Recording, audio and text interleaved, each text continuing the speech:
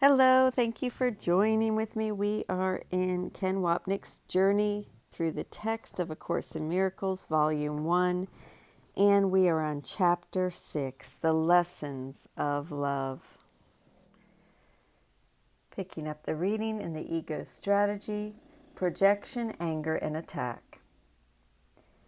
The ego uses projection only to destroy your perception of both yourself and your brothers. The process begins by excluding something that exists in you but which you do not want, and leads directly to excluding you from your brothers. Projection destroys the perception we are the same, that we share equally the thought systems of separation and atonement. Our egos cause us to exclude the guilt we have made real, which defends against the belief we excluded ourselves from the love of God. Since we do not want His love, we bury it in our right minds and substitute the guilt the ego tells us is our reality. We then reject the guilt and project it onto others, perceiving the sonship as separated and warranting our anger and attack, the meaning of exclusion. In the relationship of anger to attack is obvious, but the relationship of anger to fear is not always so apparent. The relationship is not apparent because anger is a defense against the fear that if we remain in our guilt-laden minds, we will be destroyed. We protect ourselves by projecting the guilt onto someone else and then reinforce its presence there with anger.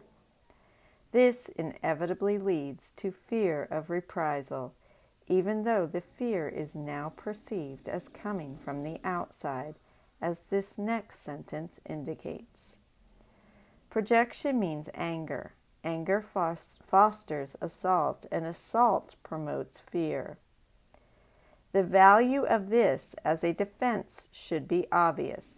If we are afraid of threat from outside us, the mind's projected guilt remains hidden, protected by the mechanism of projection. We then devote our attention and best efforts to warding off external danger, including that identified with our own bodies, and never look within to the thought system of fear we have chosen that only we, the decision-making mind, can undo.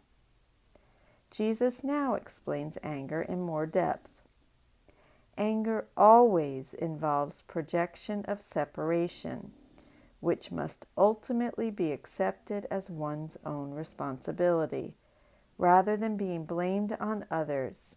Anger cannot occur unless you believe that you have been attacked, that your attack is justified in return, and that you are in no way responsible for it. Jesus tells us here, as again near the end of this symphony, that anger is never justified, understandable but not justifiable. It is based on the fallacious premise, only implied here, that we are justified in being angry with others because they have taken God's peace from us. Making it their fault, we no longer have it.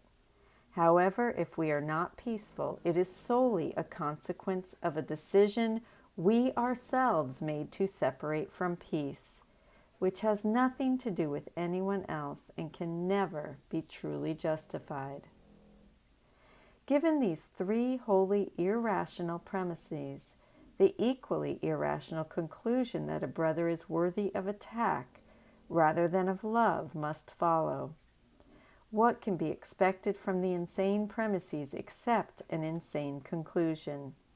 The way to undo an insane conclusion is to consider the sanity of the premises on which it rests. You cannot be attacked. Attack has no justification, and you are responsible for what you believe. To state this again, to see to it that we never look at the ego's fundamental insanity, we maintain the conviction that the insanity is outside us. And I'm going to repeat that because I think I chopped it up. To state this again, to see to it that we never look at the ego's fundamental insanity, we maintain the conviction that the insanity is outside us. We are not insane, someone else is. We are not vicious, cruel, and uncaring murderers, others are. This is at the heart of our need for a world of bodies where we can be safe in the bosom of specialness that allows us to feel that other people are the problem. Yet, having asked Jesus for help, we come to realize that the problem is in the mind, to be undone there by forgiveness.